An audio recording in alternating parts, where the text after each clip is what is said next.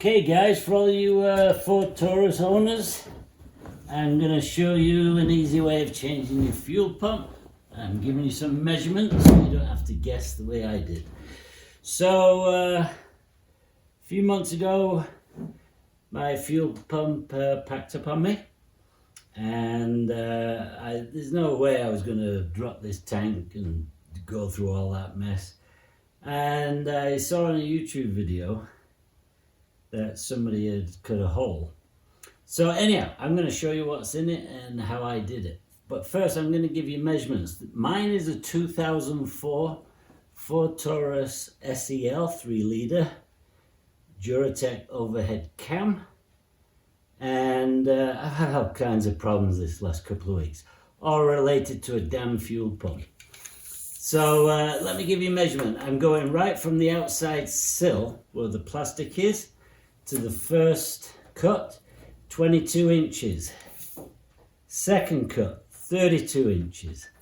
And then from the front of the tank, trying to give it a vertical line, is if you cut 3 inches from this face here, you'll be good. And then come back to 10 inches at this end. What I did is I simply used a grinder with a metal cutting wheel, the thin one, it's about whatever, 1/8 of an inch thick, disc about 3 inches diameter, and I just cut very, very shallow. And it's a good job I did, because otherwise if you go more than a 1/4 inch in, you could possibly hit this power lead here, or connector, and you could possibly hit this fuel tube in this area. So what I did is I scoured it first, then I came across and kept going about 3 passes, and it cuts through. It's only about, I don't know, 1.5 millimeters thick maybe. I don't know what gauge that would be.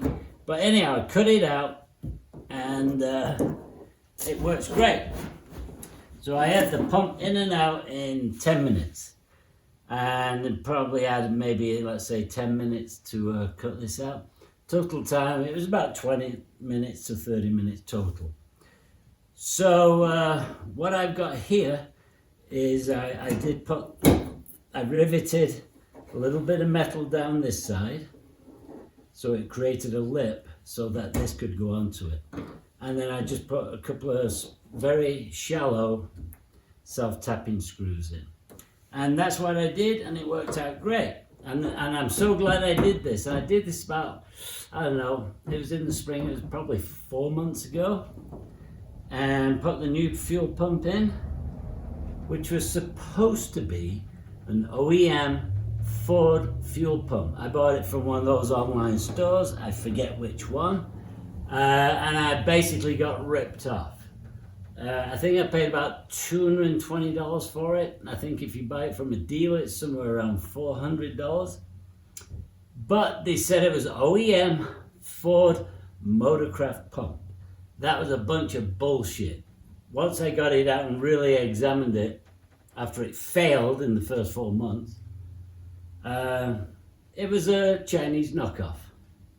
And these parts places online, they're disgusting.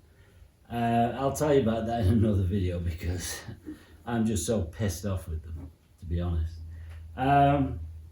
So I finally was able to buy a brand new top of the line Delphi pump, who actually, I believe, manufactures the original fuel pump.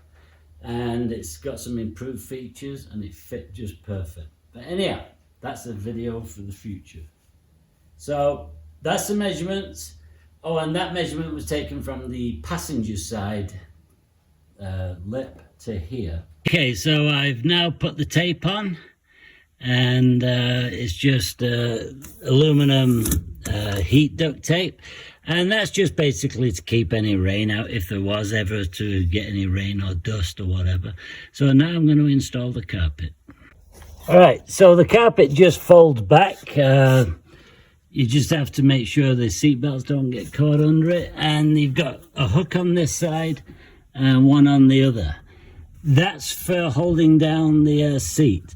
To get the seat out, you simply come in, and it's about, I'd say, 16 inches from the outside here, and you just push it in. It's easy to do, and lift one end up, do the same with the other, and the seat pops out.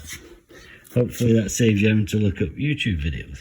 To get the seat in, you just simply, there's 2 slots, one over there, one over here.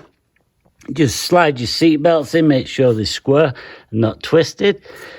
Push your seat forward as best you can, and then you just simply, you'll hear the metal from the seat, the catch. Well, I guess it's not the catch, the striker, I guess. You'll hear it hit the metal. Just push forward and down, and then it locks. So it's all locked in place now.